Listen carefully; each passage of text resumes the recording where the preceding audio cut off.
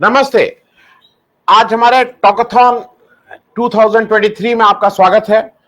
ये टॉकथॉन हम लोग पहले करते रहे थे, लेकिन इधर पिछले 1-2 वर्ष से थोड़ा इसमें रुकावट आ गई थी। टॉकथॉन का जो मूल पर्पस होता है वो ये होता है कि जब हम रोज के शोज करते रहते हैं तो उसमें त्वरित करंट अफेयर्स पे ज्यादा बात होती है, जो घटनाएं, राजनीतिक घटनाएं जो रोज घट रही हैं उस पर ज्यादा बात हो जाती है। लेकिन कोशिश ये करते हैं कि टॉकथॉन पे कम से कम इस तरह की बात हो जो देश की दशा दिशा की बात करें, कुछ देश के बारे में ऐसी बातें पे विचार करें जो लॉन्ग टर्म देश के हित में हो। विषय अलग अलग होते हैं। आज भी हम लोग 12 अलग अलग विषयों पे बात करेंगे। भारत के जुडिशरी सिस्टम पे बात करेंगे, भारत की विदेश नीति पे बात करेंगे, डिफेंस पे बात करेंगे, अर्थव्यवस्था पे बात करेंगे, कॉर्पोरेट सेक्टर पे बात करेंगे, और पॉलिटिकल बात तो होगी ही होगी। और इन सब में एक और कोशिश ये होती है कि मैं अपनी तरफ से कोशिश ये करता हूं कि मैं उन महानुभावों को बुलाऊं, उन विद्वान लोगों को बुलाऊं जो विद्वान तो बहुत हैं, लेकिन वो हमारे और आप जैसे आम जन की भाषा पे भी मतलब अपने स्तर को मैं ये कहूंगा कि उस बड़े उससे उतर के नीचे आके हमारे और आप जैसे लोगों की जो भाषा है और जो हम और आप जिस तरह से समझ सकते हैं वो वहां पे आके समझा देते हैं। जब ये हुआ कि इस बार टॉकथॉन हम लोग फिर से रिवाइव कर रहे थे, तो एक नाम मेरे मन में ऐसा आया जिनसे मैं आग्रह करूं कि भाई आप इसको कीनोट एड्रेस कह लीजिए, इसकी दिशा कह लीजिए, या जैसे होता नहीं है वो जो अगर ओपनिंग बैट्समैन आता है तो वो पहले गार्ड लेता है, वो तय करता है कि अब ये दिशा क्या होगी और इस सेशन क्या होगा। उस दिशा निर्देश के लिए मैंने 3 बहुत अहम लोगों को बुलाया है। एनके सिंह साहब हैं, जस्टिस कोलसे पाटिल साहब हैं, जयनारायण व्यास साहब हैं, और सतीश झा साहब तो एज वो जुड़ रहे हैं। सतीश झा साहब दिन भर हम कुछ इनसे आग्रह किया है कि जब भी समय हो तो आप जुड़ जाया करिएगा, ये यत्र तत्र अपने कुछ कमेंट्स देते रहेंगे। लेकिन इस सेशन की शुरुआत हम सबसे पहले एनके सिंह साहब से आग्रह इस बात के साथ कर रहे हैं कि वो थोड़ा हम लोगों को और इस तरह से कि इस देश के दर्शकों को, इस देश की जनता को और इस देश की उस जनता को ध्यान में रखते हुए जो जो 140 करोड़ में जो 70 करोड़ नीचे वाले हैं उसको ध्यान में रखते हुए आज हम लोग अपनी चर्चा को आगे बढ़ाएंगे। आज का विषय जो पहले सेशन का है, अमृतकाल का लोकतंत्र, चुनाव चुनाव चुनाव और बाजार में बिकते विधायक। ये दुख की बात है इस देश में कि अब राजस्थान के पेपर्स लिखते हैं कि विधायकों की बाड़ाबंदी हो रही है। तो बाड़े में तो भाई इंसान नहीं जाते थे, हम जब गांव में थे तो बाड़े में तो इंसान नहीं जाते थे। लेकिन खैर, एनके सिंह साहब, आग्रह आपसे है कि आप इसकी शुरुआत करके हम लोगों को एक दिशा निर्देश भी दे दें, और फिर बाकी मैं जस्टिस कोलसे पाटिल और जयनारायण व्यास साहब से आग्रह करूंगा कि ये पहला सेशन है, इंपॉर्टेंट है, और इसी पे अगले 12 सेशन हम लोग कैसे, अगले 11 सेशन कैसे करेंगे, ये बात होगी। एनके सिंह साहब अनम्यूट कर लीजिएगा। भाई साहब अनम्यूट कर लीजिएगा।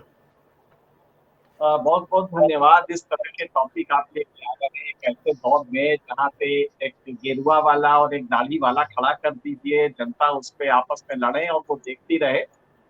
ऐसे में आप डेमोक्रेटिक नुआंसेस को लेके, डेमोक्रेसी है क्या और ये अमृत काल वाली डेमोक्रेसी खास करके क्या है, इसको जानने के लिए हम चाहते हैं कि व्यूवर्स को ये बताया जाए कि दरअसल गलती हुई कैसे है, आज क्या हमारा डेमोक्रेसी वाकई फंक्शन कर रहा है। तो इसको जानने के लिए हमारे व्यूअर्स को ये जानना होगा कि डेमोक्रेसी के 4 इसेंशियल कैरेक्टरिस्टिक्स है, 4 खास विशेषताएं हैं। उनमें से एक भी हटा लीजिए तो डेमोक्रेसी ढह जाती है। पहला है मेजॉरिटी रूल। कोई भी डेमोक्रेसी खड़ी नहीं होगी अगर उसमें मेजॉरिटी रूल ना हो, और ये सबसे नायाब चीज है मेजॉरिटी रूल। दूसरा होता है रिकॉग्निशन ऑफ माइनॉरिटी राइट्स, अल्पसंख्यकों के अधिकार की रक्षा। आप मेजॉरिटी तो हैं, लेकिन मेजॉरिटी का मतलब ये नहीं है कि जो बाकी लोग हैं माइनॉरिटी में हैं उनके अधिकारों को आप कुचलते। और इसीलिए भारत के संविधान में आर्टिकल 25 से लेकर 30 तक दिया गया है, और उसमें 3 तरह के माइनॉरिटीज की रक्षा की गई है। Right of collectivities, collective right of individuals and institutions. ये 3 तरह के वो होती है। राइट ऑफ कलेक्टिविटीज उसका एक अहम हिस्सा है। अब आप इसको गौर से देखिए, ये हो गया रिकॉग्निशन ऑफ माइनॉरिटी राइट्स।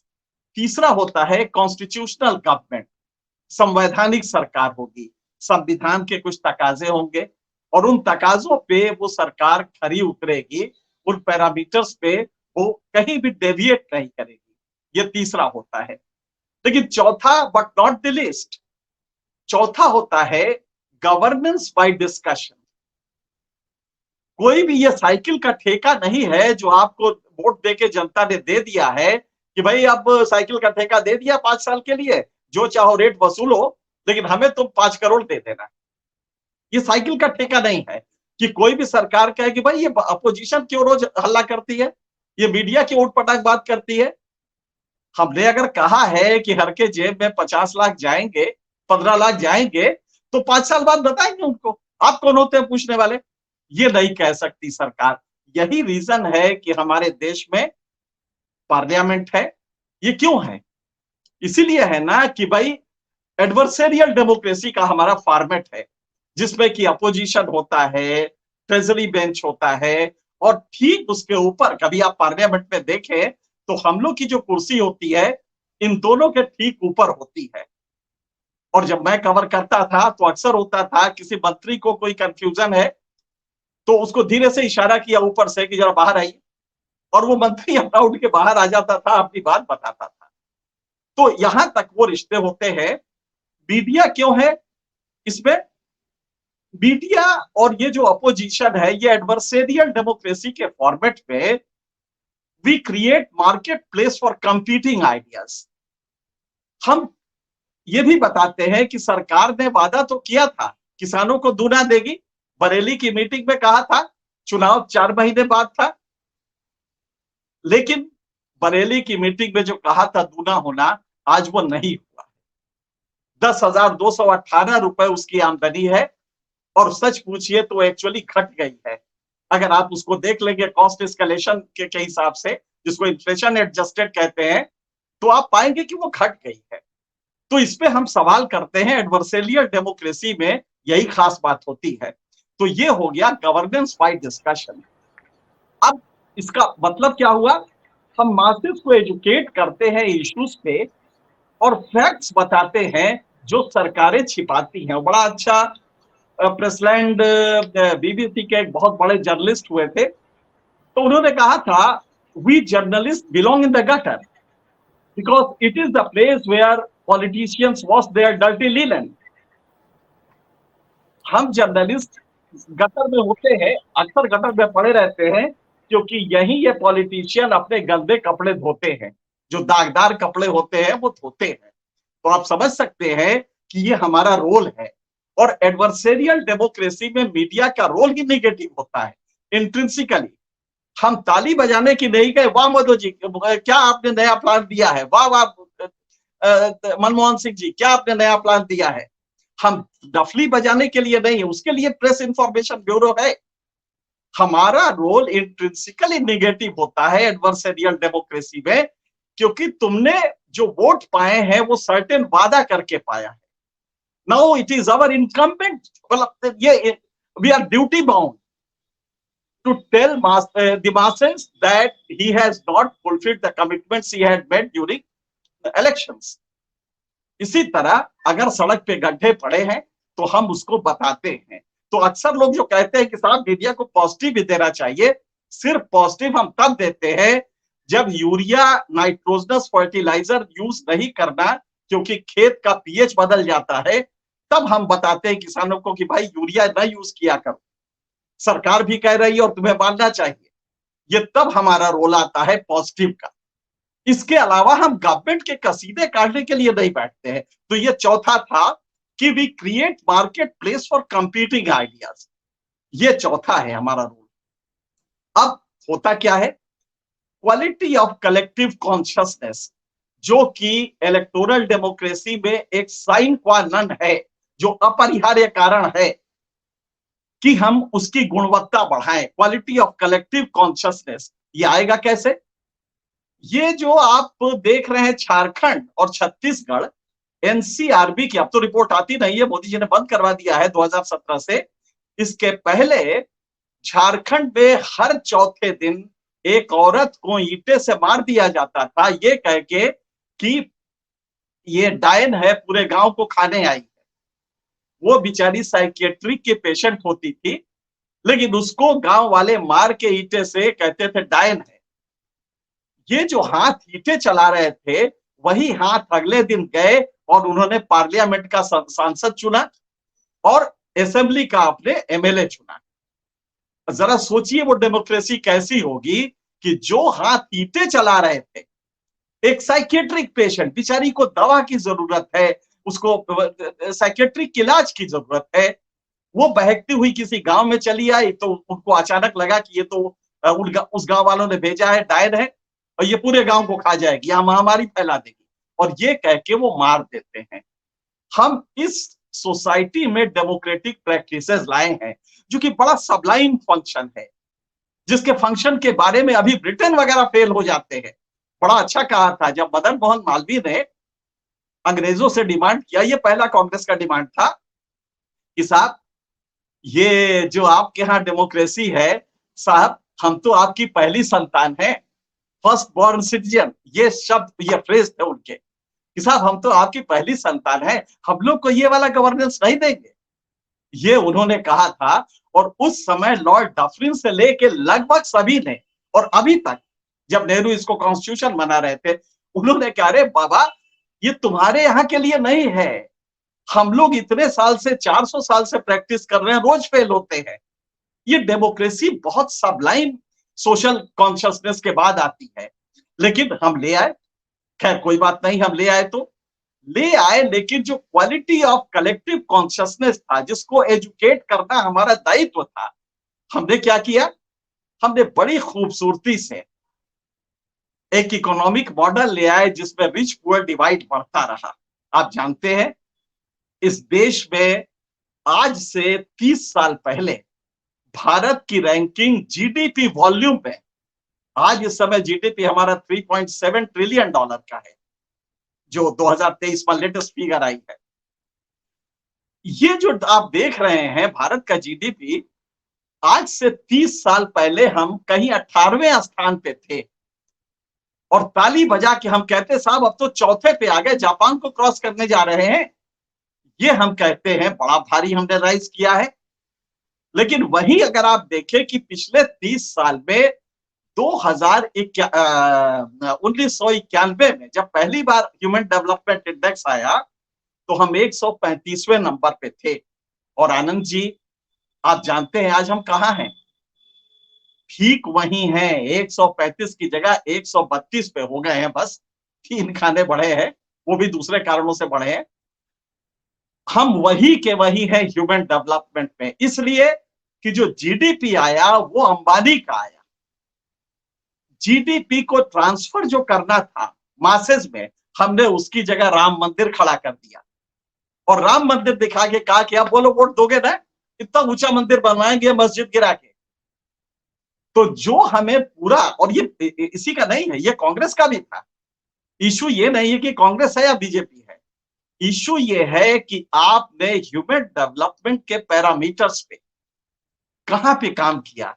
आप जानते हैं लेटेस्ट रिपोर्ट क्या कह रही है, 89.45% बच्चे जो पैदा हो रहे हैं उनको minimum acceptable limit of nutrition नहीं मिल रहा है। तो जानते हैं गवर्नमेंट ने क्या किया, आज ही एक आर्टिकल आया है, हालांकि मैं इसको 15 दिन पहले से जानता था, पीएम की इकोनॉमिक एडवाइजरी काउंसिल है, उस काउंसिल का यह कहना है कि साहब ये सब फर्जी आंकड़े हैं जो डब्ल्यूएचओ देता है, ये इंडिया को बदनाम करने के लिए करता है। इंडिया में बताइए साहब, नाटापन इन्होंने जो पैरामीटर दिया, इंडिया में तो नाटे लोग होते ही हैं, जबकि एंथ्रोपोमेट्रिक और इसके आपके जेनेटिक साइंस से कहीं भी नहीं माना गया है कि इंडियन आदमी नाटा होता है। लेकिन अब वो पैरामीटर बदलने के लिए इकोनॉमिक काउंसिल जो है प्राइम मिनिस्टर का, वो कह रहा है कि डब्ल्यूएचओ का ये पैमाना जो है और यूएनडीपी का, ये सब बकवास है। और ये कह के वो पैरामीटर ही बदल देगा। जबकि हुआ क्या है, माल न्यूट्रिशन की वजह से हमारे बच्चे नाटे हो रहे हैं, स्टंटेड हो रहे हैं, जिसको कहते हैं नाटे को स्टंटेड कहते हैं, वेस्टेड हो रहे हैं, दुबले, अपनी उम्र के हिसाब से, लंबाई के हिसाब से दुबले हो रहे हैं। क्यों हो रहे हैं? कि उनको समुचित खाना नहीं मिला है। नतीजा क्या होगा? प्रोडक्टिव प्रोसेस में जब आएंगे तो वो अच्छे नागरिक नहीं होंगे, वो ईंटे से किसी उसको मार देंगे, वो रेप कर देंगे, क्योंकि वो नैतिक रूप से मजबूत नहीं होंगे। ये क्या 9 साल में आपको समझ में नहीं आया? और 9 साल में स्थिति बिगड़ी है, क्योंकि नाटेपन की स्थिति जब बिगड़ी तब ये लगा, जब हम लोगों ने चीखना शुरू किया कि भाई 9 साल में सबका साथ सबका विकास में ये हो क्या रहा है, तब ये इकोनॉमिक काउंसिल ने ये नया शोषा छोड़ा है। आज ही के आर्टिकल में है, इकोनॉमिक काउंसिल के मेंबर ने लिखा है, एक मेंबर है, और ये मुझे वैसे मालूम था कि 6 महीने से चल रहा है कि साहब ये सारे पैरामीटर बदल गए, ये WHO वाले ये भारत को डेनिग्रेड करने के लिए ये सब कर रहे हैं, और इसी में हम अमृत काल में जा रहे हैं। हमने पैरामीटर बदलने का एक नया शगुफा छोड़ा है कि साहब ये जो पैरामीटर, भारत में नाटे लोग होते ही हैं, दुबले भी होते हैं, क्योंकि दुबले होना उनकी फितरत में है। ये कह के आप हमारे पैरामीटर बदल दे रहे हैं। तो भारत के इतिहास में ये जो डेमोक्रेसी है, ये एक फसाड है। दरअसल होता क्या है कि डेमोक्रेसी नाम आप कभी कोरिया का जाके देखिए, नॉर्थ कोरिया का, जानते हैं नाम क्या है? नॉर्थ कोरिया का नाम है डेमोक्रेटिक पीपुल्स रिपब्लिक। कितना सुंदर नाम है। नॉर्थ कोरिया ऐसा जिसने एक बार अपनी मीटिंग में किसी आदमी को नींद आ गई थी तो वहीं पे उसने गोली से उड़वा दिया। नॉर्थ कोरिया का भी नाम है डेमोक्रेटिक पीपुल्स रिपब्लिक। ये मजाक नहीं तो क्या है, चाइना भी डेमोक्रेसी है। तो दरअसल भारत एक फसाड ऑफ डेमोक्रेसी में है, जिसका आउटर स्ट्रक्चर तो डेमोक्रेटिक है, लेकिन इंटीरियर जो है वो पूरा ऑटोक्रेटिक है, पूरा डिक्टेटोरियल है। और ये होता कैसे है? सिर्फ आप इलेक्टोरल डेमोक्रेसी को कर दीजिए, बाकी संस्थाओं को, जुडिशियरी हो, एग्जीक्यूटिव हो, इनको बौना कर दीजिए। भारत में 300 आर्टिकल 311 में 311 में एग्जीक्यूटिव को, सरकारी अधिकारियों को एक इम्यूनिटी दी गई है, एक कवच दिया गया है, प्रोटेक्शन शील्ड दिया गया है। जब ये बन रहा था तो सरदार पटेल से बहुत लोगों ने कहा कि साहब ये अफसर हैं, इनको आप ये क्यों ये प्रोटेक्शन दे रहे हैं? तो उन्होंने कहा इसलिए दे रहे हैं कि पॉलिटिकल मास्टर्स के सामने तन के खड़ा हो और कह सके कि no sir, it is not in consonance with the constitutional arrangement, I will not do it. ये वो तन के कह सके। और आप ताजुब करेंगे कि पटेल ने इसको तो बना दिया। आज हुआ क्या है? वो गवर्नेंस की एक गरिमा होती है जो फ्लो करती है 311 से, जिसमें अफसर तन के कह सकता है कि नहीं साहब हम नहीं करेंगे। मोदी ने उस गवर्नेंस की गरिमा छीन ली है और उन्हें केचुआ बना दिया, उनकी रीढ़ हटा दी है। लिहाजा वो ईडी हो या कोई हो, वो सिर्फ केचुआ बन के खड़ा है। वो सिर्फ ये पूछ रहा है सरकार बताइए किसके यहां जाना है। और जुडिशियल प्रोसेस में भी ये कोशिश हो रही है कि किसी तरह इसको इन्फिल्ट्रेट, वो एक वॉल खड़ी जो की है डॉक्ट्रिन ऑफ कॉलेजियम के, उससे उस वॉल को ये किसी तरह ब्रीच कर देना चाहते हैं कि ये कॉलेजियम सिस्टम हट जाए। उसके लिए कितना भी डेनिग्रेट करना पड़े, मुझे कोई ताजुब नहीं होगा कि बहुत जल्दी सीजेआई पे कोई इस तरह का हमला हो, मतलब वो हो, आरोप का हमला हो। तो ये कोशिश हो रही है कि जुडिशियरी को किसी तरह से अपने कब्जे में, और वहां पे भी नमस्ते सदावत सले मातृभू में कहने वाले वहां आके बैठ जाए और फिर वही जजमेंट दे जो हाल में आप देख रहे हैं, कुछ दिनों में आपको दिखाई दे रहा है। तो हकीकत यह है कि हर इंस्टीट्यूशन को आपने वो कर दिया है, सर्वाइव कर दिया है। उसकी जो गुरूर होता है उस इंस्टीट्यूशन का, उस गुरूर को खत्म कर दिया है। तो मेरे ख्याल से 2 अमृत काल जो आया है, पता नहीं किसका आया है, अंबानी का आया होगा तो मुझे नहीं मालूम है, लेकिन अगर किसी कंट्री में 8.7% अनएम्प्लॉयमेंट हो, कांप जाता है हृदय। आपको अंदाजा नहीं, क्योंकि मेरा ये प्रिय वो है, 8.7% का अनएम्प्लॉयमेंट अनबिलीवेबल है। और बाकी छोड़िए, 90 करोड़ इस देश में वर्केबल एज के लोग हैं, दैट इज बिटवीन 15 एंड 65। और आप ताज्जुब करेंगे कि इसमें आधे लोग जॉब की तलाश छोड़ दिए हैं, काम की तलाश छोड़ दिए हैं, वापस घरों में बैठ गए हैं क्योंकि काम तो मिलना नहीं है। कैसा होगा वो देश? और इन्हीं लोगों को वो देश का जो रहनुमा है वो क्या लैंग्वेज, 4 दिन में आप 2 लैंग्वेज सुनिए। देश का प्रधानमंत्री क्या भाषा यूज कर रहा है? भाइयों बहनों, ये मोदी का वादा है। ये अभी 4 दिन पहले का था मध्य प्रदेश में। आज का क्या है? मतलब जो कल बोला है, कल का आपने सुना वो क्या कहा है? जो ये लैंग्वेज बोल रहे हैं, अभी मुझे याद है कर्नाटक चुनाव में कहा था, एक्चुअली वो एक दलित को मार दिया था सवर्णों ने, तो कर्नाटक में दलित अच्छे खासे हैं, उन्होंने वो वोट नहीं देते, तो वहां पे प्राइम मिनिस्टर का भाषण था, भाइयों बहनों तुम मुझे चौराहे पे मार पीट लो, लेकिन मेरे दलित भाइयों को ना मारो। जरा बताइए प्रधानमंत्री को कौन पीटने आता है?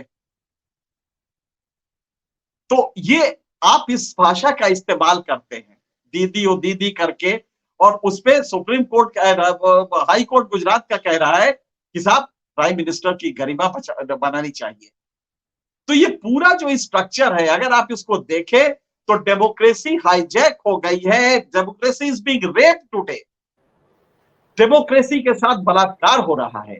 और मुझे लगता है कि डेमोक्रेसी अगर यही रही तो आने वाले दिनों में इसे तो एक नया फॉर्म, और दुनिया के इतिहास में यूनिवर्सिटीज में मोदी ब्रांड ऑफ डेमोक्रेसी, जिसको हम मदारी गवर्नमेंट कहते हैं, इसको पढ़ाया जाएगा यूनिवर्सिटी में। ये कह के पढ़ाया जाएगा कि भाई ये कौन सी डेमोक्रेसी थी जिसमें कि फसाद तो डेमोक्रेसी का था, आउटर स्ट्रक्चर डेमोक्रेसी का था, लेकिन अंदर सब कुछ डिक्टेटोरियल ऑटोक्रेटिक था, और ये फसाद बना हुआ था। और दुनिया में मैसेज जा रहा था कि साहब इलेक्शन तो होता है, 37% वोट मिलते हैं रूलिंग पार्टी को, पर हकीकत कुछ और होती है, क्योंकि वो रूल, आप जो वोट लेते हैं वो राम मंदिर दिखा के लेते हैं, और वो जो क्वालिटी ऑफ कलेक्टिव कॉन्शियसनेस है सोसाइटी में, जो लॉजिक पावर होना चाहिए, वो आपने उसकी खत्म कर दी है और डेलिबरेटली की है इमोशनल कंटेंट देके। तो मुझे लगता है कि हम लोग का दायित्व है कि हम लोग मासेस को बताएं कि हकीकत क्या है,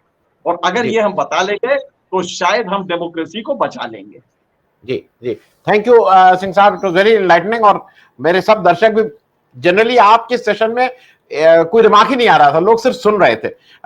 मैं जस्टिस कोलसे पाटिल साहब आपके पास इसलिए आ रहा हूं कि एक चीज हाल के दिनों में देखी गई है कि एक डेमोक्रेसी अमेरिका में है जहां उनकी मीडिया के वॉल स्ट्रीट जर्नल की एक महिला को ट्रोल किया जाता है तो पूरा अमेरिकन माइट जो है वो उसके पीछे खड़ा हो जाता है, उसके पीछे खड़ा हो जाता है कि नहीं नहीं आप ये नहीं कर सकते हैं। और दूसरी तरफ जैसा सिंह साहब ने बताया कि उत्तर कोरिया क्या हमारा रोल मॉडल है, क्योंकि अगर वहां मीटिंग में किसी को नींद आने से गोली मार दी जाती है तो हम भी मध्य प्रदेश में एक किसी दलित आदिवासी के ऊपर पब्लिक व्यू में पेशाब करते हैं, वीडियो बनाते हैं, और उसके बाद अब क्या होता है, क्या उसको बोलने की जरूरत, वो शर्म आती है मुझे, मतलब मुझे वो इंसान ये हरकत नहीं कर सकता। मेरा कोलसे पाटिल साहब 2-3 आपसे प्रश्न है। आप न्यायपालिका का अंग रहे, आप एक्टिविस्ट रहे, आपने लोकतंत्र बचाने के लिए इतना लंबा एक संघर्ष किया, आपने कांग्रेस के अगेंस्ट संघर्ष किया, आप आज जो भी सरकार केंद्र में आप नीतियों के अगेंस्ट संघर्ष कर रहे हैं। ये जो अभी हाल में को लेके इन्होंने इस्तीफा भी दिया जजशिप से। जी जी, और उसके बाद कोलसे पाटिल साहब आपको नहीं लगता है उम्र के इस पड़ाव पे, आप भारत जोड़ो यात्रा में भी चले गए, आपको ना कांग्रेस पार्टी से इलेक्शन लड़ना है ना कुछ करना है, लेकिन आपने कहा कि नहीं चलो, तो आप इस उम्र में चले गए।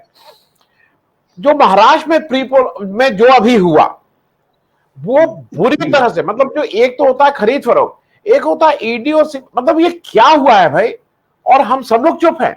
हम सब लोग, कोई कह रहा है कि नहीं अजीत तो असली शरद पवार ने जानबूझ के किया, मिली जुली, लेकिन किसने क्या किया नहीं किया, जिसने करवाया, हमारे यहां यह है कि घूस देने वाले को कोई कुछ बोलता ही नहीं है, घूस लेने वाले के पीछे लोग पड़ जाते हैं। थोड़ा इस पे भी मैं समझना चाहूंगा कि ये क्या हुआ है वहां पे। महाराष्ट्र में, वहां के राज्यपाल गलती करते हैं, सुप्रीम कोर्ट कहता है कि गलती की है, लेकिन सरकार वही गलत सरकार चल रही है। थोड़ा इस पे, क्योंकि ये आम आदमी को ये समझ में नहीं आ रहा है कि ये लोकतंत्र किस दिशा में जा रहा है।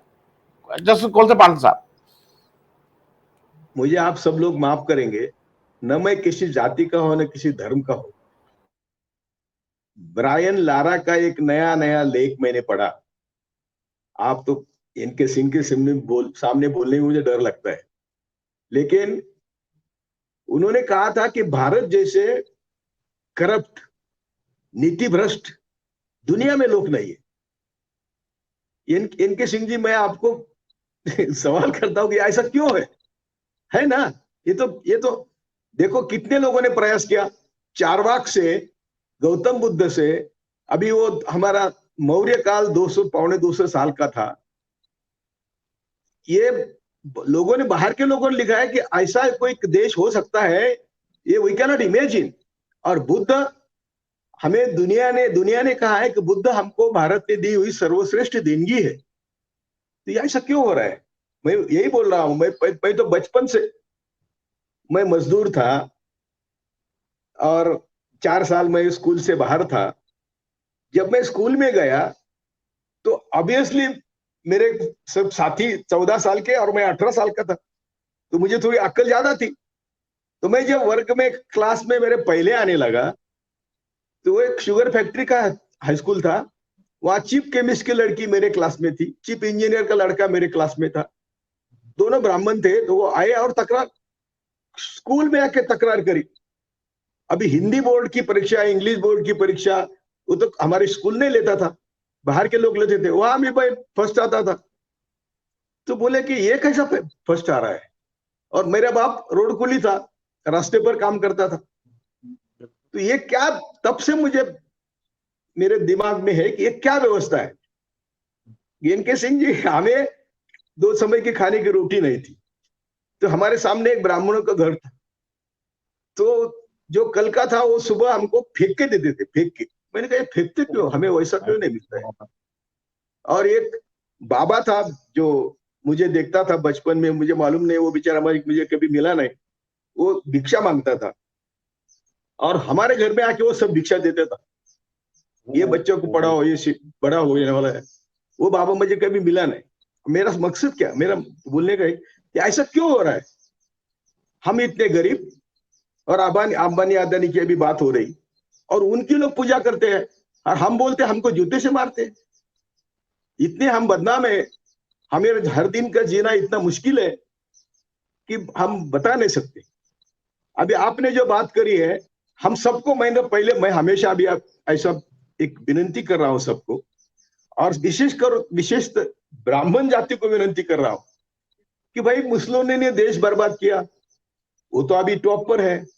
हिटलर ने देश बर्बाद किया, वो भी अभी टॉप पर है। अमेरिका ने बॉम्ब डाले पाकिस्तान पर, वो भी अभी टॉप पर है। और हमारी इतनी, हम बोलते हैं ना, इतनी बड़ी संस्कृति है, इतना बड़ा देश है, हम भिखारी क्यों है? अभी जो पैरामीटर सब इन्होंने हमारे सामने रखे, तो मैं ब्राह्मणों को बोलता हूं कि इसमें तुम्हारा फायदा क्या है? तुम तो लीडर हो देश के, आज भी है।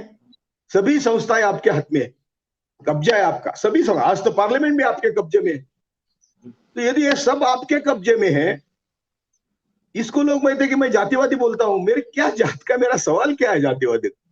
जो लीडर है उन्होंने तो हमें समझना चाहिए ना कि भाई, ये देश कब ऊपर आएगा और क्यों नहीं आ रहा है।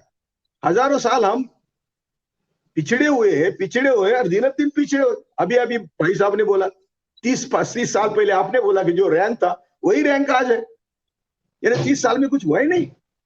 और हमारी इकोनॉमी, ये क्या बोल रहे हैं हर दिन कि हम 3 नंबर पे, हम 2 नंबर पे आएंगे। किसके लिए आ रहे हो भाई तुम? 100 करोड़ लोगों को तो तुम 5 किलो धान देते रहे, और उनको जानबूझकर घर में बिठाया आपने, ताकि उनका कोई स्किल नहीं देश के काम में। यदि मनरेगा में उनको सबको काम देते और पैसे देते, तो देश का विकास भी होता और पैसे भी काम पे जाते ना। लेकिन ये करना नहीं चाहते। मनरेगा में बजट जीरो। अरे ये तो फिर अंबानी भी देश चला सकता है, सबको रोटी दे सकता है, अदानी भी देश चला सकता है। बाकी तुम्हारी जरूरत क्या है? और जरूरत नहीं है, वही देश चला रहे हैं।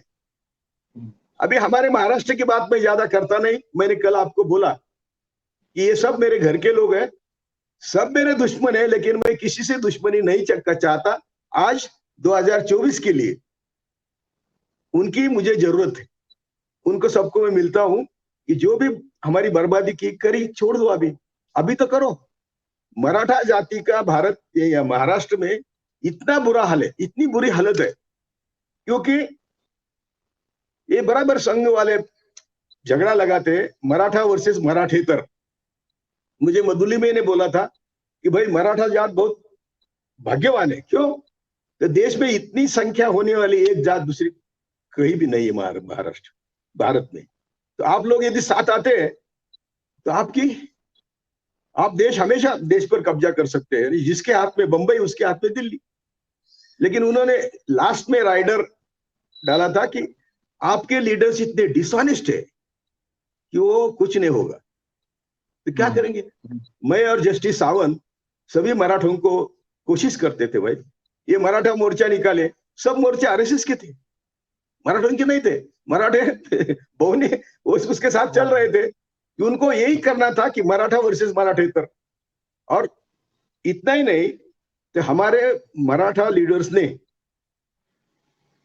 आरएसएस से, मैंने गोपीनाथ मुंडे से पैसे लेकर एक भारत 2014 में उनका भाषण क्या था कि हमें आरक्षण चाहिए ओबीसी में। ओबीसी में कितने जाति है? तो ओबीसी में आरक्षण जो मांगने का काम दोनों लीडर ने किया। मराठों ने भी मराठों को पैसे दिए, ये भाषण करो और बोलो कि ये काम सिर्फ साहब कर सकता है, यानी शरद पवार कर सकता है।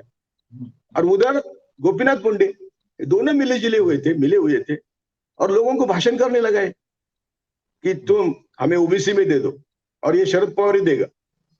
तो भड़के ना, सब लोग भड़के कि तुम मांगो ना, सेपरेट मांगो, हम तुम्हारे सपोर्ट करते हैं। और हम भी बोलते थे, मैं और जस्टिस सावंत अकेले हम दोनों बोलते थे महाराष्ट्र में, मराठा होके भी बोलते थे कि आपको आरक्षण मिलेगा नहीं। आप जिस ढंग से आरक्षण मांग रहे, और देने वाले कौन है? देने वाले तुम्हारे शत्रु है। अरे फडणवीस इतना खतरनाक आदमी है, वो मुझे तो कल्पना नहीं आती कि ये इतना खतरनाक कैसा है। उसकी मिसेस ही बोलती है ना, जब वो सत्ता पे नहीं आए तो 2.5 साल ये आदमी रात को भेष बदल के बाहर जाता था, भेष बदल के। तो ये 2.5 साल सोया नहीं, जब तक महाराष्ट्र विकास आघाड़ी का सरकार था तब तक ये आदमी सोया नहीं। ये क्या राजनीति है? और अभी जो खरीद फरोश है उसके बारे में तो हम सब जानते हैं। ये इनकी औकात कैसी होती है कि ये भीग जाते हैं। मैंने कहा था तब शिवसेना का केडर था, बोलने को भी डर लगता है कि ये जो गए ना 14, 40, 22 कुछ, वो घर भी नहीं जा सकते, इतना शिवसेना का अच्छा केडर था। लेकिन चुप बैठा, क्योंकि शाह ने ठाकरे को ऐसा एक संदेश भेजा था कि हमारे से पंगा मत लो, हम आपको बर्बाद कर देंगे। किया ना बर्बाद, क्या बर्बाद? थोड़ा बहुत शरद पवार करते थे, उनको भी बर्बाद किया। तो ये जो पंगा लेना है, और आप जो बोलते हैं कि मोदी जी बोलते हैं मेरा वादा है, अरे तुझे शर्म नहीं आती वादा करने के लिए? इसलिए मैं बोलता हूँ आपकी भाषा मुझे आती नहीं, लेकिन थोड़ी तो शर्म करो कि तुमने आज तक किए हुए वादों को क्या किया। और लोगों में शर्म नहीं आती तालियां बजाने को। इसमें दोष किसका है? सिंह से बोलो ना, मुझे तो रोना आता है कि ये दोष किसका है इसमें। मैं रोते हुए एक वीडियो निकाला, इसमें मोदी का दोष नहीं है, ये वो जो ताली बजा रहे हैं उनका दोष है। बराबर है, बराबर है। ये ऐसा क्यों हुआ? क्योंकि ये ऐसा क्यों हुआ? तो मेरा तर्क है कि हमें स्वतंत्र विचार करने की परमिशन ही नहीं देश में। भाई तुम जब स्वतंत्र विचार करेंगे तो स्वर्ग का डर नालूच है, नर्क का डर है, और 33 करोड़ देव आपके सर पर बैठे हुए। जब ज्ञानेश्वर तुकाराम कहते हैं, ज्ञानेश्वर खुद कहते हैं कि देव नहीं तया पूजी कौन भक्त।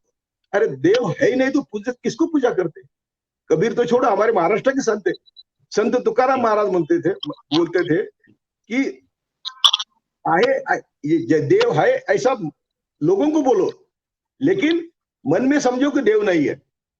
आखिर में हमारे संत गाडगे बाबा है, जिनका मैं आदर्श लेके राष्ट्रीय डिसिग्नेशन दिया। तो क्यों दिया? तो इन्होंने रामायण महाभारत दिखाना शुरू किया। टीवी पर रामायण महाराज दिख, मैं सिटिंग जज होता तो भी भाषण करता था। ये फिर से वर्ण व्यवस्था लाने की कोशिश है। आई ना वर्ण व्यवस्था, उन्होंने, अरे वो जयप्रकाश नारायण के आंदोलन में मैं सब मेरे खिलाफ थे, बोलते हैं कि आप जयप्रकाश नारायण के खिलाफ कैसे बोलते हैं। अरे उनको जब मैडम ने बोला कि आप आरएसएस आतंकवादी है, उनके साथ जा रहे हैं और उनको साथ ले रहे हैं, तो जयप्रकाश नारायण ने बोला कि ठीक है, वो आतंकवादी तो मैं भी आतंकवादी हूं। अभी इतना बड़ा इंसान, इतना बड़ा नेता, यदि ये आरएसएस की चाल समझता नहीं, हिंदुत्ववादियों की चाल समझता नहीं, ब्राह्मणवादियों की चाल समझता नहीं, तो क्या करेंगे आप? और लोग तो वही वही के वही अटके हुए हैं, स्वर्ग, नरक और मंदिर। ये मंदिर का फंडा, अरे भाई सबने कहा है ना कि भाई तेरे सबके हृदय में हूं। वो ज्ञानेश्वरी कहते हैं कि स्वर्ग नरक ये भ्रामक कल्पना है और जो बोलते हैं वो मूर्ख है। ज्ञानेश्वर तो उनका ही है ना। तुकाराम महाराज तो उसके बहुत, ये मैंने जब क्या हुआ, मेरा एक आंदोलन चल रहा था एक कंपनी के खिलाफ, जहरीली कंपनी दाव केमिकल्स, तो वो पानी जाने वाला था। ये समता की हमारी वारकरी परंपरा किसने शुरू करी? ये छत्रपति शिवाजी महाराज के चिरंजीव संभाजी महाराज और तुकाराम महाराज के चिरंजीव, दोनों ने समता की, ये समता की परंपरा है कि वहां सब साथ। विठल हम क्यों मानते हैं? तो विठल के हाथ में कोई शस्त्र नहीं है। विठल ऐसा है कि आपने कमरे पर क्या बोलते हैं उसको, उसके ऊपर हाथ रख के खड़ा है, उसकी मिसेज भी वहां खड़ी है, तो उनको हम मानते हैं कि वो हमारे सबका ईश्वर है, देव है। तुकाराम महाराज मानते थे, ज्ञानेश्वर महाराज मानते थे, और वो तुकाराम महाराज बोलते थे कि अरे तू काहे का देव, तू तो ज्ञान का प्रतीक है, तू तो विज्ञान का प्रतीक है। हम तुमको इसलिए मान रहे हैं कि तू ज्ञान का प्रतीक है, एकता का प्रतीक है, द्वार, इसलिए मान रहे हैं। तो ये सब जो, ये हमारे लोगों के अभी भी जज में नहीं। तुकाराम महाराज को विमान आया और वो बैठ के चले गए, इसके खिलाफ बोले तो हमें सब, जो वारकरी संप्रदाय समता के लिए स्थापित किया, वो वारकरी संप्रदाय हमें मारता है। तो मैंने उन सबको अपील किया था कि आपकी वारी बंद होने वाली है, क्योंकि ये पानी जाएगा चंद्रभागा में और आप सब यहाँ नहा नहीं सकते। हमारे कई केमिकल कंपनी है जहां 30-30 किलोमीटर तक नीचे गांव, पानी तो छोड़ो, प्रेत यात्रा होने के बाद, यानी फ्यूनरल होने के बाद नहाने को घर जाते, नदी में नहा नहीं सकते, इतना पानी खराब हुआ है। तो ये सब लोगों ने मुझे साथ दिया वो आंदोलन में, और हमने सब मिलके हाईकोर्ट का ऑर्डर होने के बावजूद दाऊ केमिकल जला दिया रात को। मैंने कहा चलो, मैं तो जेल को, मैंने जब रिसिग्नेशन दिया तब मैं 47 साल का था, तब ये मुझे माफ करो, ये मेरे लिए क्यों नहीं बोल रहा हूं मैं, लेकिन ये मेरा दुख है कि, तो मुझे कांग्रेस के जमाने में जेल में भी जाना पड़ा, पुलिस कोठड़ी में ही था मैं, मुझे कांग्रेस से भी शिकायत नहीं। आज मैं कांग्रेस को सपोर्ट करता हूं, राहुल को सपोर्ट करता हूं, क्योंकि देश को बचाने के लिए आज कोई खड़ा ही नहीं। लेकिन मुद्दा क्या था कि हमें इन्होंने साथ दिया, इसलिए जलाई दाऊ। तब मैंने रिसिग्नेशन दिया, तब मैंने प्रतिज्ञा की थी कि मैं ना जेल को डरूंगा, ना मरने को डरूंगा, ना मुझे किसी का डर है, कि मेरे पास कुछ नहीं। वो लोग बोलते थे कि आपके पास भी कुछ होगा, आपने भी कुछ गड़बड़ करी होगी। तो मैंने कहा कि 2-4 पायजामा शर्ट के सिवाय मेरे पास कुछ नहीं।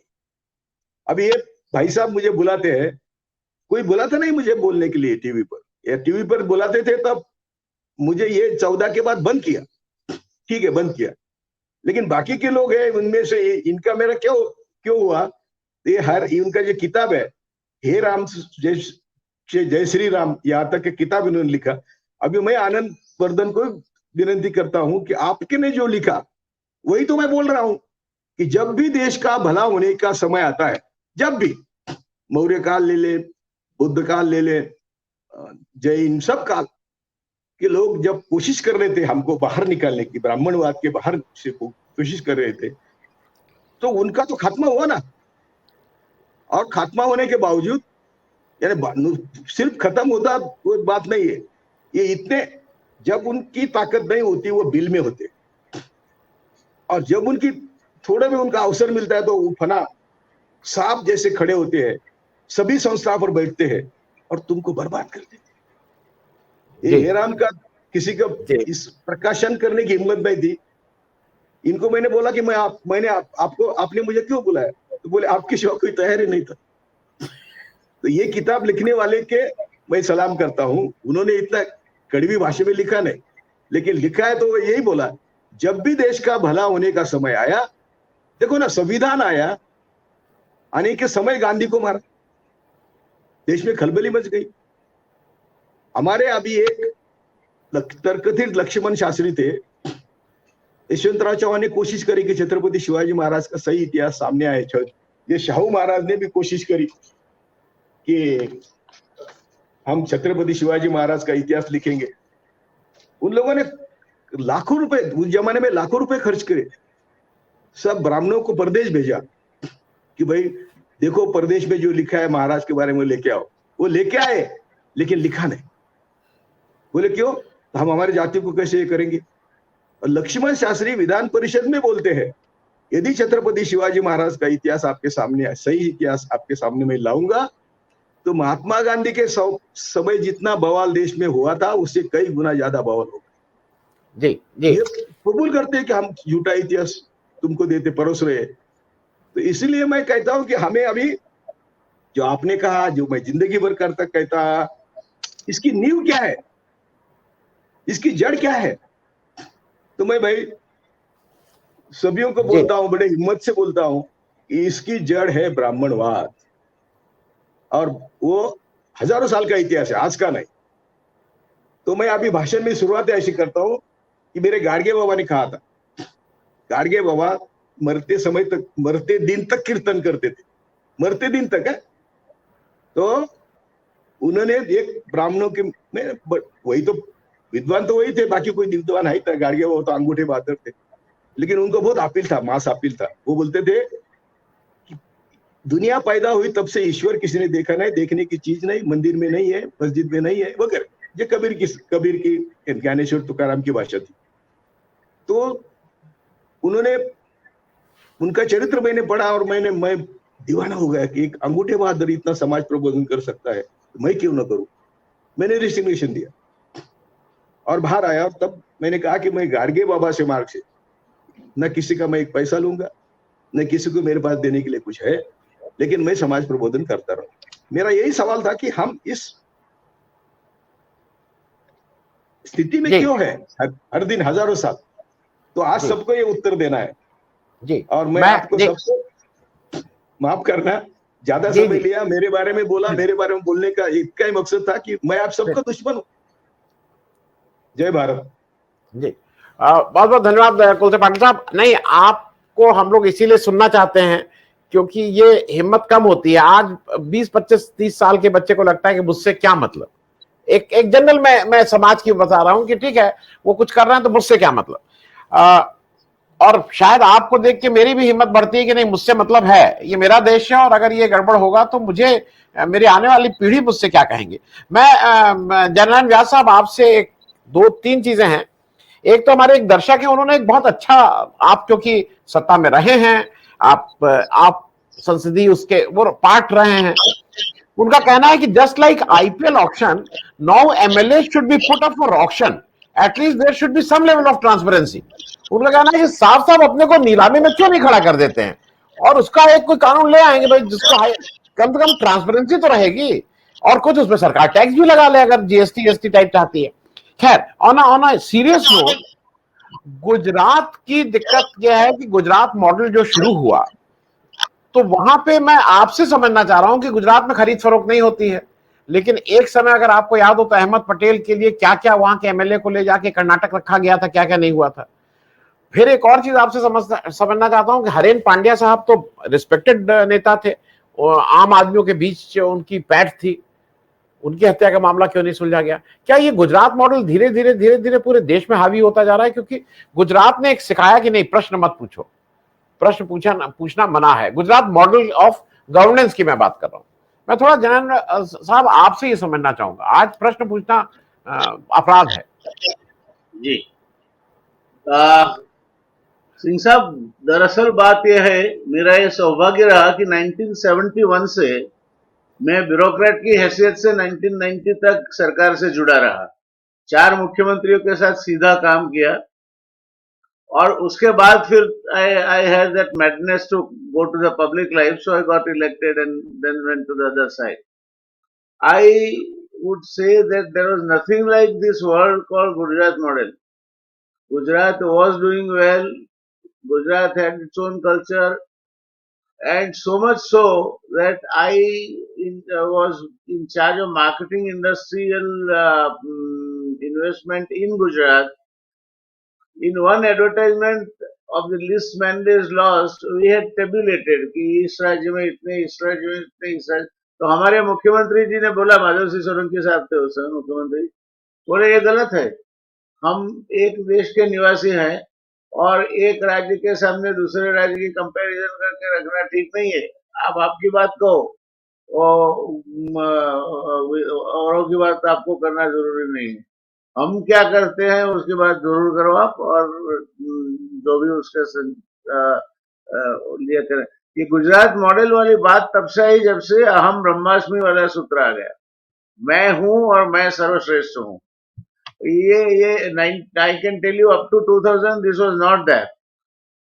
हम सुनने के लिए तैयार थे, और भारतीय जनता पार्टी को भी एक ऐसे मैं कहूंगा कि इनकी जो राजनीति रही उसको में दो वो पहलू है। कांग्रेस को विरोध करते नहीं आता और भारतीय जनता पार्टी को शासन करते नहीं आता। वो हमेशा, जिस दिन राजनीति में पहली बार चुन के आए, हमारे चीफ सेक्रेटरी थे HK खान करके, अच्छे अधिकारी थे, मैंने उनके साथ भी काम किया था, colleagues once upon a time. तो मुख्यमंत्री जी ने सुबह का नाश्ता अरेंज किया था, सब नए MLA आए थे और उसके पहचान हो जाए। HK खान भी आए, तो हमारे पार्टी के प्रेसिडेंट जाके उनको रिसीव करके, अरे खान साहब आइए आइए आइए। मैं, ये क्या कर रहे हो तुम? ये तो आप ऐसी एक छवि खड़ी कर रहे हो कि खान साहब सब करते हैं और आपके जो MLA है या मिनिस्टर्स हैं, they are nobody before him. तो मेरा खान मेरे दोस्त है, मगर ये आपका जो रवैया है वो ठीक नहीं है। तो ये भारतीय जनता पार्टी ने संभाव, और एक इनकी बात बारी बारी से हमें कही जाती थी कि देखो ये लोग तो कायमी है, हम 5 साल के लिए आते हैं। तो you know exactly what Mark Tully wrote in his book from Raj to Rajiv, that chapter नेता बाबू राज, exactly Neta Babu Raj, if Mark Tali was to see it now, what BJP has sort of perfected is perfect नेता बाबू राज, जिसमें नेता और बाबू दो ही है, बाकी का कोई पात्र ही नहीं है। ये मॉडल है गुजरात का कि आप अधिकारियों को चुनो, अधिकारी को चुन के राज करो। हमारे समय में जब मैं ब्यूरोक्रेट था, ऐसा था कि किसी मंत्री का सचिव बदलने वाला है तो वो मुख्यमंत्री का प्रिंसिपल सेक्रेटरी उनके पास जाता था, बोलता था कि देखो आपके सचिव साहब जो है बदलने वाले हैं, तो ये 4 नाम है, आपको अगर कोई और सजेशन है तो बताइए। तो एक बात तो मिनिस्टर को मालूम रहता था उसका सचिव बदल रहा है, दूसरा उसको मौका रहता था सजेस्ट करने का, बाद में चीफ मिनिस्टर से बात करके तय करता था। तो ये परिस्थिति जो है वो भारतीय जनता पार्टी का शासन आने से चली गई। मेरा पहला अनुभव इसका ये हुआ कि जब मैं ST का चेयरमैन था, and I had overruled the joint chairman and managing director who was an IAS officer. So the transport minister, who at that time was Mr. Keshubhai Patel, called both of us, and he kept me waiting outside and first called that bureaucrat in. So I said, इस तरह से राज नहीं चलेगा, आप जो करना चाह रहे हो ये गलत है, आपको पहले आपके कलीग को सुनना चाहिए, तो वो गलत है तो उसको बताना चाहिए। ये सब पूरी चीजें चली गई। इनको चूंकि राज करना नहीं आता, इसीलिए सिलेक्टेड ब्यूरोक्रेट्स हावी हो गए। इसमें एक मिश्रा साहब भी है जो हमारे गुजरात मॉडल की राष्ट्र को भेंट है। तो ये जो परिस्थिति है, ये परिस्थिति खतरनाक है। इसमें एक न्यूक्लियाई बनता है अधिकारियों का, एक छोटा सा, उससे भी छोटा न्यूक्लियाई बनता है पॉलिटिशियंस का, जो 2 या 3 लोग है। जब तक आप उनके कहे के मुताबिक राज करो, उनके कहे के मुताबिक निर्णय लो, अगर आप बोल रहे कि अमावस्या के दिन भी चंद्र निकला था और आप कहो कि हाँ ये टाइम तो शरद पूर्णिमा से भी ज्यादा प्रकाशित था, तब आप सही हो। अगर आप उसके कहीं भी इस दिन में बात से सहमत ना हो तो आप सही नहीं हो। तो गुजरात मॉडल क्या है? क्या गुजरात इंडस्ट्रियल डेवलपमेंट में पहला नंबर नहीं था? गुजरात जब गुजरात हुआ तब 8वें नंबर पे था। By 1990, when I left this, and I had a good fortune to work on the industrial policies of Gujarat for almost 1.5 decade. So Gujarat already was number one, number two, number one, number two.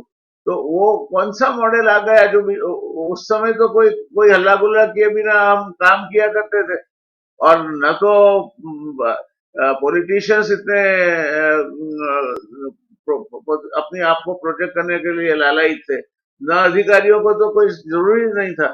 वो समय था आनंद जी कि जब मुख्यमंत्री के साथ chief secretary भी राय share नहीं करता था, वो सामने बैठता था। और अब चीफ मिनिस्टर के साथ नायब मामलेदार राय शेयर कर रहा है और उसका सम्मान भी किया जाता है। तो ये गुजरात मॉडल है। कुछ भी करो, हमारी जो बात है उसको आगे बढ़ाओ। और एक नया कंसेप्ट उन्होंने निकाला, पब्लिक प्राइवेट पार्टनरशिप, यानी कि गरीब कल्याण मेला करना है, करोड़ रुपया खर्चा आएगा तो कलेक्टर खुद कलेक्ट कर लेगा, वो उसको आउटसाइड बजट आएगा, पता नहीं चलेगा आपको कहां से आया पैसा। अब कलेक्टर जब 1 करोड़ रुपया कलेक्ट करता है तब वो उसके अधिकारी अपना भी कुछ तो बेसी गंगा में हाथ धोएंगे तो लेंगे। This is the reason why the corruption went skyrocketing in Gujarat. जो काम 50 रुपए में हो रहा था वो 5,000 और कभी 50,000 में भी नहीं होता है। ये हाल है। तो ये परिस्थिति को अगर आप गुजरात मॉडल कहते हो तो धन्यवाद है आपको, आप कहो। मेरा तो सौभाग्य रहा कि मैंने करीब 20 साल तक सीधा गुजरात की इनिशियल प्रोग्रेस के जो पॉलिसी और नीतियां थी वगैरह से जुड़ा रहा। तो ये कुछ बदलाव ऐसा आया है जो डेमोक्रेसी में तो मैं नहीं मानता कि ऐसा कुछ होना चाहिए। जब एक ही व्यक्ति निर्णय लेता है और वो व्यक्ति ब्यूरोक्रेट होता है, ब्यूरोक्रेट के लिए भी ऐसा क्राइटेरिया होता है आनंद जी कि मैं मिनिस्टर हूँ तो to keep me in check and balance मेरे साथ वो ब्यूरोक्रेट को रखा जाएगा जो मेरे से अच्छे ताल्लुकात नहीं रखता, और जो मुख्यमंत्री से नजदीक रह के उनके बताए मार्ग पर चलेगा। मेरे वहां क्या चलता है उसकी उनको रज इंफॉर्मेशन देगा। ये गुजरात मॉडल जो डेवलप हुआ वो मैंने खुद की आंखों से देखा है, पहले नहीं था जी ऐसा।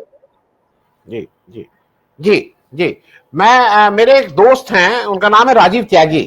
वो उनका शेर व शायरी में बहुत शौक है, रेलवे के पुराने अफसर रहे हैं, और उन्होंने एक 250-300 शेर व शायरी का जो वर्तमान की पॉलिटिक्स है उस पर उन्होंने एक बनाया है, और मैं उसको सर्कुलेट भी कर दूंगा। उनका कहना है भाई इसको यूज करिए। उन्होंने हर सेशन के लिए एक शेर मुझे भेजा है कि उन्होंने कहा है कि भाई अगर इसको आप पढ़ दीजिएगा तो उस सेशन का वो जिस्ट है। तो इस सेशन में उन्होंने लिखा है कि रौनके जन्नत जरा भी मुझको रास नहीं आई, मैं जहन्नुम में बहुत खुश था मेरे परवरदिगार। मतलब जो ये जन्नत जो सो कॉल्ड स्वर्ग बताया जा रहा है, ये नहीं पसंद है मुझे। अपना पुराना भैया वो जो जहन्नुम था वही दे दो, मेरे कोई लौटा दे मेरे बीते हुए दिन। जैसे कोलसे पाटिल साहब, आपसे एक चीज मुझे और पूछनी है। जैसे पहले एक एड चलता था ठंडा मतलब कोका कोला, उसी तरह से आज की तारीख में मैं विथ ड्यू रिस्पेक्ट ये लेना, विथ ड्यू रिस्पेक्ट टू ये लेना, विथ ड्यू रिस्पेक्ट टू एक मिनट ये लेना, विथ ड्यू रिस्पेक्ट टू जरनैन व्यास साहब, नेता का मतलब पैसा बनाना, भ्रष्टाचारी, और अब एक दो नेता आ गए जो व्यभिचार को भी जोड़ दिए हैं। मतलब जिनका मतलब यह कि व्यभिचार भी एक इंपॉर्टेंट इंग्रेडिएंट है नेता होने के लिए। ऐसे समय में जस कोलसे पाटिल, ये मुझे बताइए, ये प्रश्न एनके सिंह साहब मैं आपके लिए मैंने लिख के रखा था यहाँ पे। मैं कोलसे पाटिल साहब आपके पास आ जाता हूं। मैं एक बार हाँ एनके सिंह साहब से पूछूं। एनके सिंह को सुना हमको आज जी। ये मुझे बताइए भाई साहब, ये जो एक अमृत काल से उन्होंने उसको कहा कि अब ये कर्तव्य काल हो गया है, अब नागरिक से प्रजा बनाने की जो प्रक्रिया चल रही है उसमें एंटी डिफेक्शन का कोई मतलब रह गया है? स्पीकर निर्णय ही नहीं देगा 1 साल तक। इलेक्शन कमीशन कितना स्वतंत्र है सब लोग देख रहे हैं। सुप्रीम कोर्ट में महीनों बाद सुनवाई होगी। मैं जरा इस पे आपसे पूछना चाह रहा हूं कि ये नागरिक बनने से, नागरिक से प्रजा बनने की प्रक्रिया तो लगता है कि अब शुरू कर दी गई है देश में। नहीं, एनके सिंह साहब, उस प्रजा को भिखमंगा बना के बड़ा सिंपल सा है कि 5 किलो उसको अनाज दे दीजिए, वो भिखमंगा बन गया।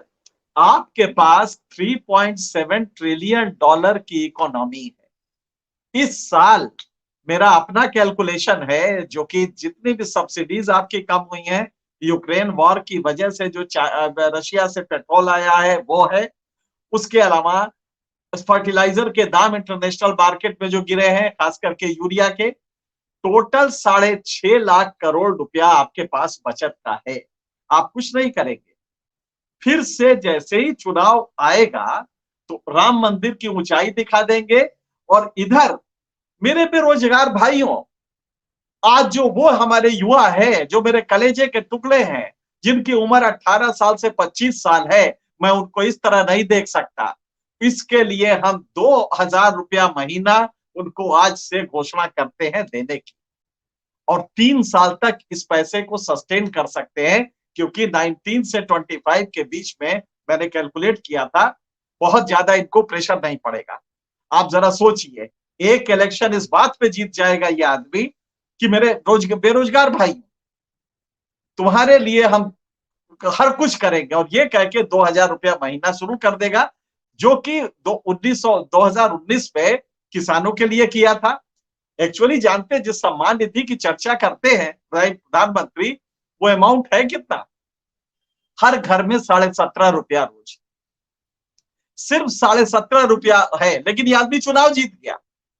उसी तरह अब नया जो शोषा होने जा रहा है वो बेरोजगारी भत्ता होगा, जो 2,000 रुपया महीना हर गरीब को, या 1,200 रुपया महीना 18 से 25 साल के जो गरीब लड़के हैं उनको देना शुरू कर देगा। एक चुनाव इस पे जीत जाएगा। हमारी डेमोक्रेसी मवाद भरी है, फेस्टरिंग वुंड है, इस डेमोक्रेसी से मवाद बह बह के निकल रहा है। कल का इस देश के प्रधानमंत्री की भाषा सुनिए, जो डर गया वो मोदी नहीं है। ये सड़क छाप जो बातें होती हैं, ये सड़क छाप सेल्फ एसर्शन हम इसको कहते हैं। सेल्फ एसर्शन का ये 2 बिट जो वो होता है ना, स्ट्रीट कन्वर्सेशन, ये वो भाषा है कि जो डर गया वो मोदी। क्या प्रधानमंत्री को भी ये बोलने की जरूरत है कि जो डर गया वो मोदी नहीं है? इसी तरह मोदी, अगर मोदी है तो मुमकिन है। इसी तरह ये मोदी का वादा है। अरे तुम्हारा वादा कितने बताए हम? पूरा दिन लग जाएगा। तुम वादा ही तो करते हो, उसको मुकम्मल कहां करते हो? तो हकीकत यह है कि ये इंडियन डेमोक्रेसी उस मकाम के है जहां इसमें मवाद बह रहा है। ये मदारी डेमोक्रेसी है। मैंने पिछली बार कहा था, और आपके व्यूअर्स को एक बार फिर बता दें, हमारे यहाँ सभी लोग हमारे बहुत ही अच्छे जानकार बैठे हैं। मदारी डेमोक्रेसी होता यह है कि पिछले, आपको याद होगा कि आज से इंडस्ट्रियलाइजेशन के दौर में जो फैक्ट्रियां थी, तो बगल में 5 बजे शाम को सायरन बजता था और मजदूर, क्लरिकल स्टाफ, अफसर सब लोग अपना निकलते थे। तो बगल में जो नुक्कड़ होता था उसमें एक मदारी एक 12 साल के लड़के को लेके और एक डंडा गाड़ देता था और डमरू बजाने लगता था, और लड़का अपना कुछ करतब दिखाने लगता था। कभी उल्टा हो जाए, कभी गोल घूमने लगे, कभी सीधा घूमने लगे। फिर वो मदारी इमोशनल कॉर्ड खींचने के लिए, इमोशनल कॉर्ड से लोगों को कलेक्ट करने के लिए कहता था, जमुरे करतब क्यों दिखाता है? तो वो लड़का 12 साल का अपने बनियाइन पेट के ऊपर से उठाता था, कहता था पापी पेट के वास्ते। इससे इमोशनल कॉर्ड होता था। और जब ये कर लेता था तो एक बार मदारी घूम के देखता था, और अगर वहां पे जो भीड़ है वो क्लेरिकल स्टाफ की है, जो इंटर बीए पढ़े हुए हैं, तो वो बदहजमी की दवा बेचने लगता था, खट्टी डकारों की दवा बेचने लगता था। और अगर वो मजदूर वर्ग है तो वो कामोत्तेजक दवाएं बेचने लगता था, शिलाजीत बेचने लगता था, एफ्रोडेसिक बेचने लगता था। हमारा इस समय जो रहनुमा है वो कुछ ऐसा ही नेतृत्व दे रहा है कि वो भीड़ देखा बदल दिया। ये पूरा जो गवर्नेंस है ये मदारी गवर्नेंस है। तो मुझे लगता है कि आप व्यूवर्स को जब हम बताएं तो ये बता दें कि उससे वो सतर्क रहे। अमृत काल वगैरह ही तो तमाशा है। अमृत काल में सबसे ज्यादा अगर तकलीफ हो रही है तो रिच पुअर डिवाइड जो ये मॉडल है जिसमें अंबानी का बढ़ रहा है और गरीब नीचे जाता जा रहा है, और उसके खाने की स्थिति यह हो गई कि कटोरा लेके 5 किलो अनाज, तो 5 किलो खत्म कर दिया है, लेकिन वो कटोरा लेके सिर्फ अनाज तक रह गया है। कहां है, आपने कहा था डेमोग्राफिक डिविडेंड, आपका जो बच्चा पैदा हो रहा है आज 9 साल बाद, वो बच्चा माल न्यूट्रिशन का शिकार है। कैसे वो अगले 25 साल में, जब वो 15-20 साल में जब वर्किंग एज का होगा तो वो प्रोडक्टिव नहीं होगा, वो साइकोलॉजिकली एबरेटेड होगा, वो फिजिकली इनफर्म होगा, वो मेंटली एजाइल नहीं होगा। तो आप समझ सकते हैं कि ये कैसा भारत बनने जा रहा है। हाँ, युवकों को जो आपके जो सॉफ्टवेयर में है, जो ऊपर का वर्ग है, वो भारत की तरक्की इस बात से नापता है कि अरे साहब कल तो कमाल ही हो गया, कल मैंने 15 मिनट पहले ऑनलाइन पिज्जा ऑर्डर किया और 15 मिनट पे हॉट पिज्जा आ गया। इस बात को वो भारत का डेवलपमेंट मान रहा है। तो उन अंधों को तो हम कुछ नहीं कह सकते, लेकिन जो बड़ा वर्ग इसको झेल रहा है, जिसको मोदी जी अब राम मंदिर की ऊंचाई दिखाकर बताएंगे कि कितना गौरव हिंदू का बढ़ा है, और ये कह के फिर वोट ले लेंगे, और जब उससे जो बचेगा उसको वो बेरोजगारी भत्ता दे देंगे। ये मुझे लगता है कि सबसे बड़ा खतरा है। बहुत बहुत धन्यवाद सिंह साहब, जस्टिस कोलसे पाटिल साहब और जयनारायण व्यास साहब। ये सेशन चूंकि एक एक घंटे के हैं, अगला सेशन हाँ हाँ आप बोलिए बोलिए, जी जी बोलिएगा भाई साहब, अनम्यूट कर लीजिएगा, अनम्यूट कर लीजिएगा। मैं इतना ही बोलने वाला था कि आज तो हमें जुडिशरी ईश्वर है, जजेस ईश्वर है, माता पिता के समान है। ये अपील मैं जब खुद जज था तब भी करता था, लेकिन वो ईश्वर बनने को, माता पिता बनने को तैयार ही नहीं। आज जो मैं आपसे साथ बात कर रहा हूं वो जुडिशरी के कारण कर रहा हूं, मुझे रिलीफ मिलती है कुछ थोड़ी बहुत। मैं जो जिक्र कर रहा था कि मैं एक वीडियो रो के कर रहा था कि हमारे सब माता पिता पैदल चल रहे हैं, बहनें प्रसूत हो रही है, ब्लड उनका रास्ते पर गिर रहा है, और मोदी को एक लफ्ज इस्तेमाल किया था, ये साला कुछ नहीं कर रहा। तो वो लफ्ज के अर्थ होता है कि कुछ नहीं करने वाला, दैट्स ऑल। निष्काम यानी वो कर्मयोग का नहीं, यानी पद पर बैठ के कुछ नहीं कर रहा। ये शब्द अभी इस्तेमाल नहीं करता क्योंकि अभी मेरे खिलाफ केस पड़ी हुई है, पेंडिंग है। तो कोर्ट ने कहा कि भाई इनको पुलिस स्टेशन में क्यों बुलाते, जो आपको क्वेरी है भेज दो, वो लिख के भेज देंगे, इसलिए मैं बाहर हूं। दूसरे, संविधान के दायरे में और गांधी ने दिखाए हुए मार्ग से हम आंदोलन करेंगे कहते हुए भी केस होती है। हाईकोर्ट में पिटीशन है कि इनके भाषा से दिल्ली के दंगे हुए और मुझे वहां इम्प्लीड करो, ऐसा हो। तो अभी एक नया संशोधन आया, देखिए नया संशोधन आया है, डॉक्टर गोपाल करके, जिन्होंने अभी दिल्ली में भाषण किया था, बंगलोर लॉ यूनिवर्सिटी के प्राध्यापक है। उन्होंने कहा कि जुडिशरी का स्ट्रक्चर देखो, जब यूपीए की सरकार थी 56-57 जजेस अपॉइंट हुए सुप्रीम कोर्ट में, और इनके भी 9 साल में इतने अपॉइंट हुए, लेकिन जुडिशरी की कमिटमेंट मनुवाद को है या कॉन्स्टिट्यूशन को है, इसमें फर्क है।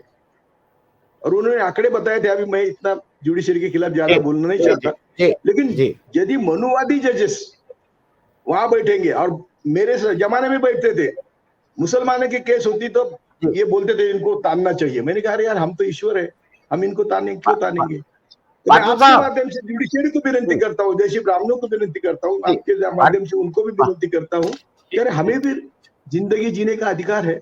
जी जी जी जी, थैंक यू सो मच। असल में सेशन की बाध्यता है, वो 1 घंटे का है और वाटर टाइट है। आप सबका बहुत बहुत धन्यवाद। जस्टिस कोलसे पाटिल साहब, सिंह साहब, आप एज यूजुअल, आपसे लोगों को सीखने और समझने को बहुत कुछ मिलता है।